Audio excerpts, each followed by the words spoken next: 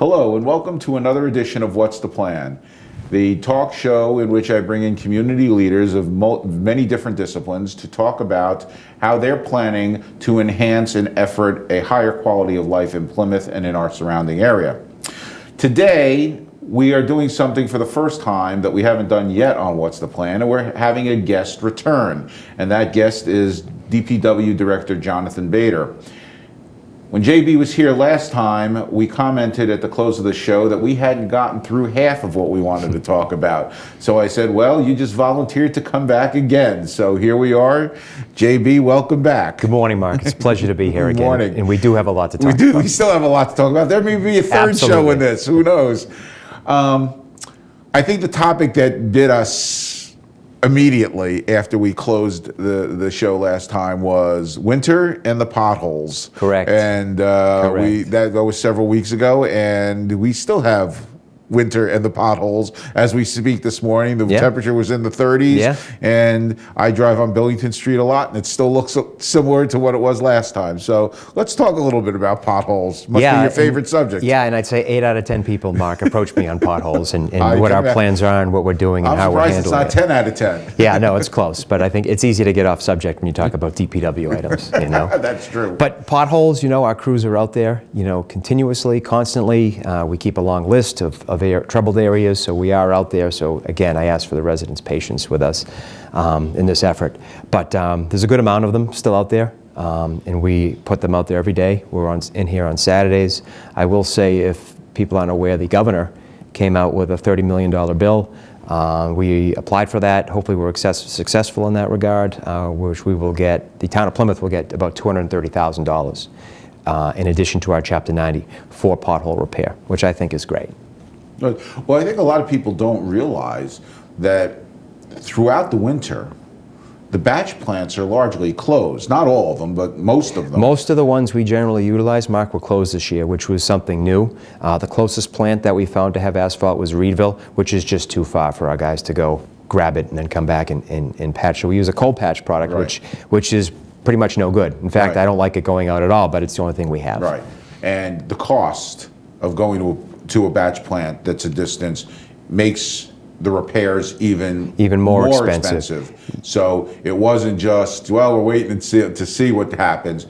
There wasn't a supply of material available, and what material we had on hand was this cold patch, which is very temporary, and given the kind of winter we had with the temperature fluctuations, it's just not successful. Right, and that's just for hot mix, Mark. We also have the gravel roads, which, you know, during the freeze-thaw cycles, you know, they rot, and there's really not much we could do but fill those with gravel, and that time of the winter, the gravel's frozen. Right. You know, so it's a constant struggle. But, you know, our budgets in terms of asphalt is, you know, they're rapidly diminishing, so we're very lucky that the governor in the state's coming out with this additional money, because we have 2 line items in our budget for asphalt patching. We have about $60,000 for accepted roads, and we have about $16,000 for non-accepted. So that's our maintenance item, both of which we're really close to zeroing out at this point. Well, best of luck in your continued efforts and with the added funding. And the message I think that the folks should take from this is the town is aware, and the town is working as diligently as possible to resolve the very, very painful and somewhat damaging issue of potholes. Right, and sequence goes, so your viewers understand it. We want to get all the holes filled, the roads fixed, so we can get the sweepers out. The sweepers are out, actually. We have 2 sweepers. Once we sweep a lot of the streets, we'll start line painting and brushing. And those are a lot of the general maintenance stuff we do through the spring. And then in summer, we transition to projects. So that's really our focus at this point. Okay. Now, we had a line of subjects. I'm going to let you take them. You prioritize what you ought to speak about today as to what we're doing. We talked about the 400th. We talked about the infrastructure projects. What else is happening in town? Let's see. Just to recap on those, Mark, is we have some significant projects going on right now. We have a water main project. We have about 3 miles we're replacing water main. Some of those streets, Clifton, Howland, School Street, those are the ones we're going to be starting on April 22nd, which is next Tuesday. That work will progress through the summer. There will be a list. I believe the manager's office is going to Facebook and Twitter those out. We'll try to, do as much outreach as we can.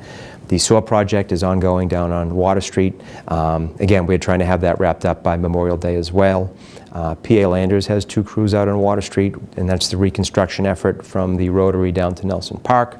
PA Landers is also doing the state work on Samoset Street. That should start up soon. We have a couple of drainage projects we're going to be doing on Standish Ave. Our guys will be doing that. We want to be doing paving work, and that will start up sometime in May and progress through the summer. That list will be available shortly as far as the work we're doing. You know, aside from those bigger projects, a lot of it's just general maintenance stuff, but we are pretty spread thin right now, you could say. Now, as we try to take the 400th and the associated projects of the 400th out, what else are we looking at? I mean, there are other issues that, whether there was a 400th or not, and ops and maintenance, we have to function as a growing town. Correct. And there's that whole piece out there which may not be getting the press on, you know, on these kind of shows or in the OCM or on the town webpage. But there's stuff that you still have to address to make the town of Plymouth operational. Right, we have the standard of the day. Yeah, you're 100% correct. We have 12 divisions, you know, water and sewer, you know, delivering safe drinking water, collecting sewage and treating it to plant. Those are 2 big issues. We have all our cemeteries, all our parks, which are daily activities in terms of maintenance and upkeep. Highway staff, we already talked about, you know, just keeping the trucks and the fleet running is a big day-to-day operations. Recreation is under Public Works, which a lot of people may or may not know, and they do a fantastic job as far as offering great services to the community. And this is a piece on our recreation. I know this because the producer, director of this show coaches soccer. Yes. Our fields, which fields are a problem just because we don't have enough of them on a given day. We are taping on April 18th. The fields are still waterlogged from the winter. Correct. There are frost heaves in the fields. They haven't started growing out. And for soccer, they're in their 3rd or 4th week as we speak of play.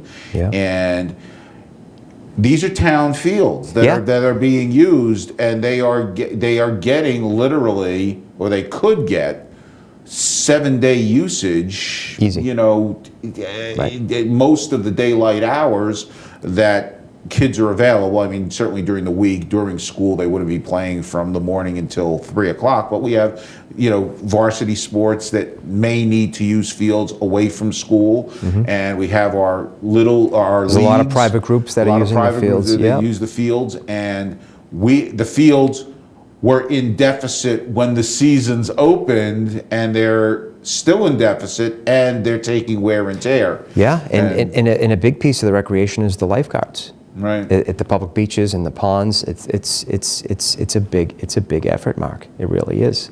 And then we talk trash. Trash has kind of gone by the wayside, but the trash program is working phenomenally. We've had 46% reductions in solid waste. We've saved over about $120,000 since July in terms of, you know, tipping fee reductions and revenue increases for recycling. Our recycling efforts have doubled. The curbside program grows every day. So that's an effort in itself to keep that running. Well, I can tell you, I have neighbors in my neighborhood who sought alternatives from the town trash program, who have queried me and said, is it working? I said, yeah, absolutely, it's working. I'm thrilled to death. No news is good news, right?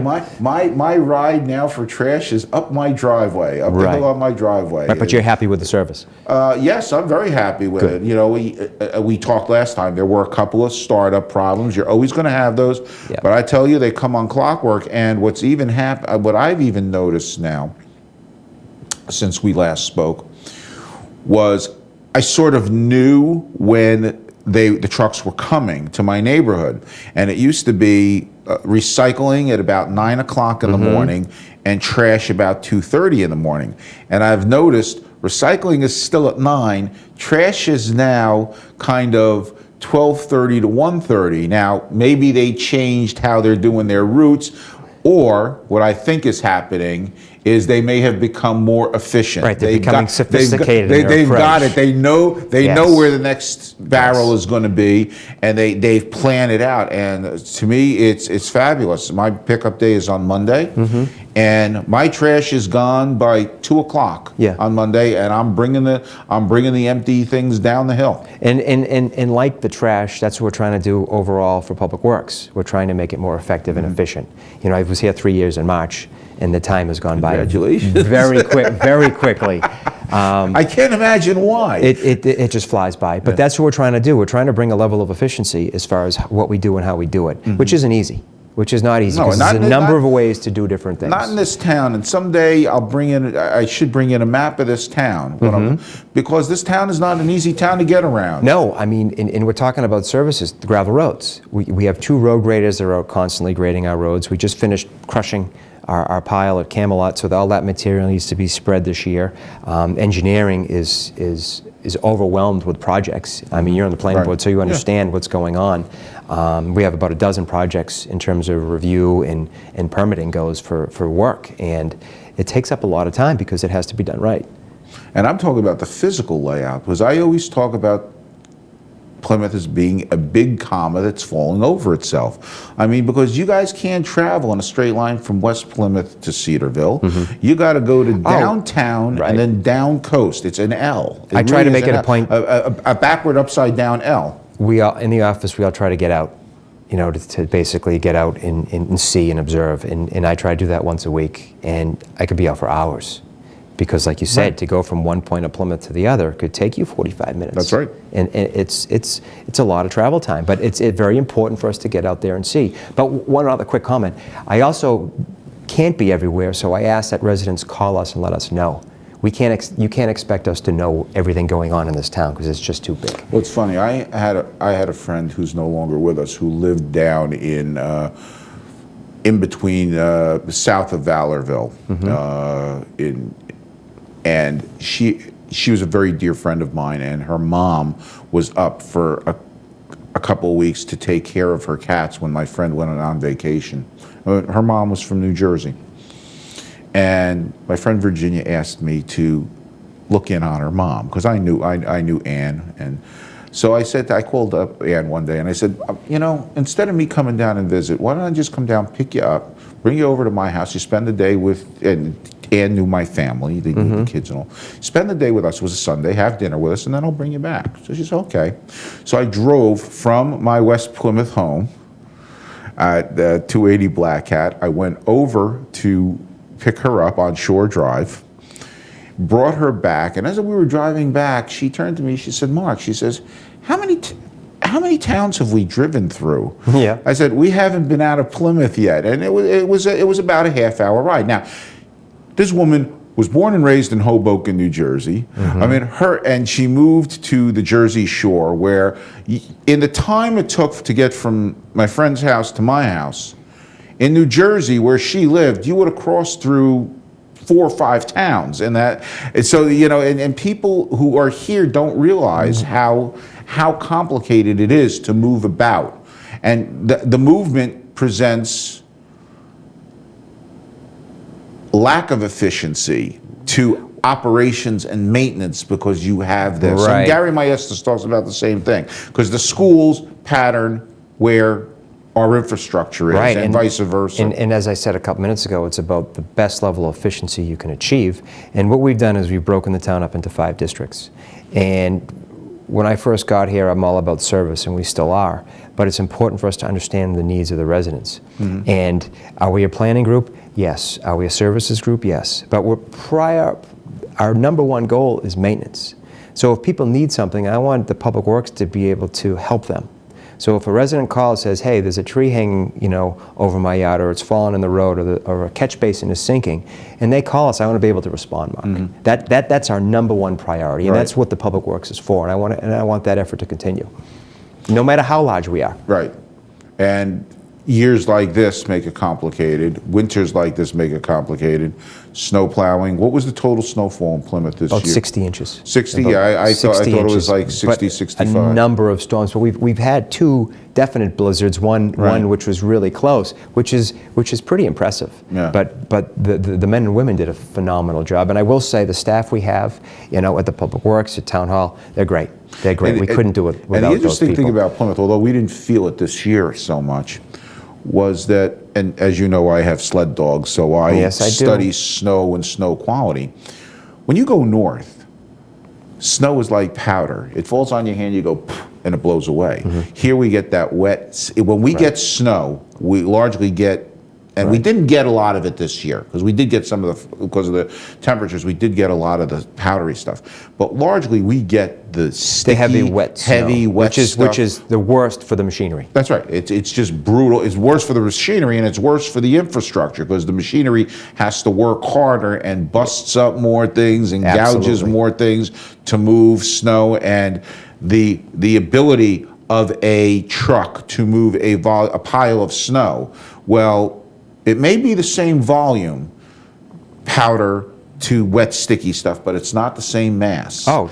And the truck doesn't move the volume, the truck is moving the mass. Yeah. And that's real important. So sometimes you don't get the level of service. Hey, the last storm, you guys did a great job. Well, it gets as basic many times as look at the snow, look at the type of snow. And what we've done too is we've changed equipment around, we've changed routes around to do the best job we can with what we have. So I'm hoping that many residents have seen a change in terms of snow removal this year. The other thing we concentrated on this year was sidewalks, in terms of opening up as many sidewalks as we can, downtown and every area in accordance with the approved plow routes, which we've been able to do this year, which is another great thing. Good. Very proud of that. Let's try to forget winter, because I know most of our viewership would like to forget winter.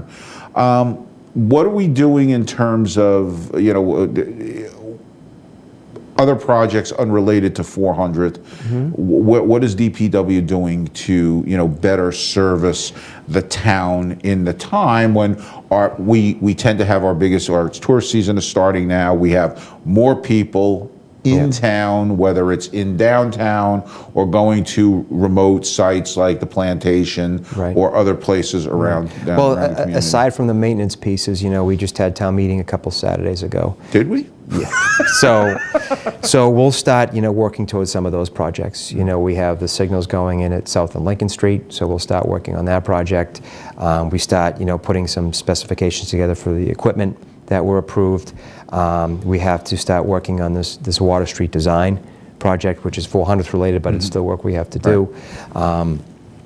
We have boatload of projects in engineering. We have projects in water. We have a well development for Forges Field and the 200-acre site. So that's something that we're really concentrating on as far as developing new water supplies for the town, because we know the town is growing. Trash is an ongoing effort that we have generally, but we have several projects that we're committed to. We have Paragon Outlets, which is going to be refiling. We're working with River Run, AD Makepeace. They have a lot of off-site mitigation. 3 major intersections that we have 25% design. We're reviewing that internally. We have, I think what else we have, Mark, for projects. Well, you hit on water, and water's a sensitive issue. I mean, it's a life requisite requirement. It's a big issue. We're $1.98 worth of chemicals, and the rest of us is 5 gallons of water. Okay, so, and we've had this debate and this concern recently, when I say recently, over the past few years, that our major production wells also happen to be located adjacent to our light industrial or commercially zoned land. Yeah. And we get into an argument, how do we allow a project that meets the special permit criteria or is allowed by zoning next to a well or near a well. And as you know, as part of my business in land use planning and land use in general, I know why the wells and the industrial parks are near each other. Build one road, you get to a couple of businesses, they have access, and oh, by the way, we get to the well. The problem is where our business climate has changed, and what more about what we know about the changes and the occurrences of our business climate. When one looks at the industrial park and sees the North Plymouth well, they say, why? Well, that was the old way we did things. Are we looking at well sites? And I think I know the answer to this question, but I'm going to ask it anyway for the folks. Are we now looking at well sites that are in remote areas, so that we can take our production out of an industrial area and put it more in a remote area where the aquifer functions more naturally through filtration and things of that nature? Yeah, absolutely. Absolutely. It's about sustainability. And that's what we're looking towards, with Forges Field and the 200-acre site, first and foremost. But even above that, Mark, we're working with the DEP for our permit, our withdrawal permit. 20-year permit, and if you or any of the residents don't know, is Plymouth has two basins. So Plymouth's permitted for about 6 million gallons a year. South Coast and Buzzards Bay. Correct, from those two basins. So the new permit regs really want to restrict Plymouth's water withdrawal to about 4 million gallons, which would have major consequences for the town. So those are active discussions we're having with the state right now. That permit is up in August. It's my understanding that's going to be extended another year. The state's been extending that permit. And this is under Water Management. This is under the Water Management Act. That's correct. It's a 20-year permit. And for the folks, the water management program is the amount that any user can draw and use over an annual cycle. I mean, that's correct. A simple description whereby a community, the town of Plymouth, a municipality, has a water management permit, as well as a local cranberry grower who has a withdrawal for their use. The town has a withdrawal permit level for the municipal use. Right. So just so you know what water management is. Right, and unlike other communities, Plymouth is unique in terms of the water we have, the dams we have, the fish populations we have, and the cranberry growers. Because there's some locations in Plymouth where the cranberry growers have rights to the water before the town does. That's right. So how do we mitigate that? So these are all conversations we're having, and those conversations really take precedent to development, because those are important conversations. So we need to really establish that volume first. Right, and the thing you're talking about with private withdrawals is these are legal rights. Absolutely. These are legal rights. It's not somebody's taking advantage of something. This is what was granted by law, and is still granted by law, because many of those laws are still in place and still very valid. Right, and you asked for projects. We just submitted our annual statistical report, and two big pieces of that are unaccounted for water and residential use per capita. What is the statistical report for the That's folks? an annual submission that the DEP requires in terms of safeguarding your wellheads, your protection, and as far as just day-to-day operations and overall volumes and what the system has been doing in the past year. So that's an annual regulatory requirement of running a water system, which takes a tremendous effort. Right. That's just one of the pieces.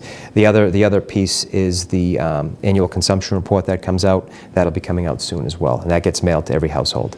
So there is a lot going on, but water is one of our main focuses. And we're talking about water management and municipal withdrawal.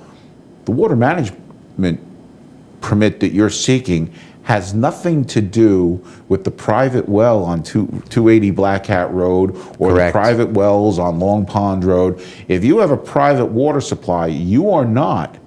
You're exempt from water management, but what I'm trying to say is your volumes don't count. Correct. It's irrelevant of what we're doing. Right. And when I think of it, while Plymouth has a water supply system, last time I looked at the map, it doesn't cover most of the town. So you're talking about a permit which really provides resource for a smaller percentage, a lesser than 50% of the town. I don't know what the coverage is offhand, and those are tight numbers. It's not for those 14,000 customers. Right. So we have those 14,000 customers, Mark, that are limited to that overall volume per year. Right. But what we're apprehensive of is what's going to happen 5 years, 10 years down the road in terms of population growth. Well, the water management permit covers That's 20 correct. years. You're taking a 20-year permit out, and you're predicting a volume, a withdrawal volume, and the state is limiting that withdrawal volume, which will affect what's happening in 2030. Potentially, yes. Unless the permit is changed. And as we all know, it is difficult to change permit requirements on resource protection at the state or federal level. Right, but in terms of the general conversation we had, in terms of protecting water, that's our number one function. Yeah. Absolutely. We want to make sure we have great drinking water. We want to make sure we deliver that water uninterrupted every day. Because most people don't realize what they're getting until it's gone. You know, if we have a water main break or there's dirty water, that's when we get the phone calls. And there's a lot to that, too. Well, I don't know if I shared this with you, and I may have shared it on this set, but, you know, an interesting thing that speaks to what you're talking about is I grew up in metropolitan New Jersey. You know, we flushed the toilet and the doves took the waste away. It didn't end up in the backyard in a pit that we had to manage. We also turned the water on and turned it off. It was always there. It always tasted reasonably good. It was generally healthy. We didn't have to worry about silt coming into the well. We didn't have to worry about the pump burning out. It was coming. You know, the doves were bringing it in. It was just that smell on 95 we had to deal with. Well, no, I lived close to that, but not in it. But my point is, there was a mindset, and I use my dad as the example. My dad never worried about that stuff, you know. And when my dad would come up here to visit me, he was fascinated by he was fascinated by cesspools and septic systems when he put one in his house on Cape Cod, and he was fascinated about water pumps and water wells, you know, private water supplies. And so am I. And that's why I thoroughly love Public Works, because it's our job to manage these departments. You know, you talk about water, sewer, trash, the road program. Our job is to make it cheap, but provide the best service. And that's what we're doing. You know, when we're going to the Board of Selectmen to set the rates in a couple of weeks, we have major infrastructure projects that need to happen in the next 10, 15 years, because if we don't do it, the reality is the systems are going to start to break down even more than they are now, and that'll be catastrophic. And we're seeing, in general, not locally, but in general, in transportation, we have neglected our infrastructure. Yes, that's correct. And now you can't drive anywhere without encountering more than one major road program and detour. Correct. You talk about road programs in terms of paving. One of the first things we did is we brought all the divisions together, water, sewer, and drain, to make sure all that infrastructure was done before we paved it, because we don't want to waste the pavement, waste the dollars. We get about $1.5 million in Chapter 90. Every year. You know, the town meeting just committed an additional $250,000 to that, which is great. We have money for private roads, and we are spending it all down every year. And we're still just maintaining a C+ average in terms of a road program. Does this community want to have a B, a B+? You betcha. Yeah. You betcha.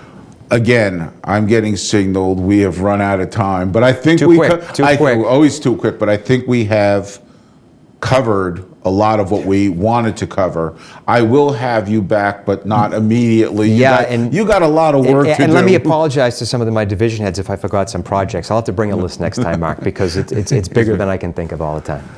I'd like to thank JB, Jonathan Bader, the director of DPW, for coming in for a second time to discuss what they are doing and what they plan on doing to continue to make the operations of Plymouth infrastructure to service you, the people of Plymouth, at a level that is satisfactory to your needs. Thanks, JB. Mark, thank you very much. Pleasure. And thank you for watching.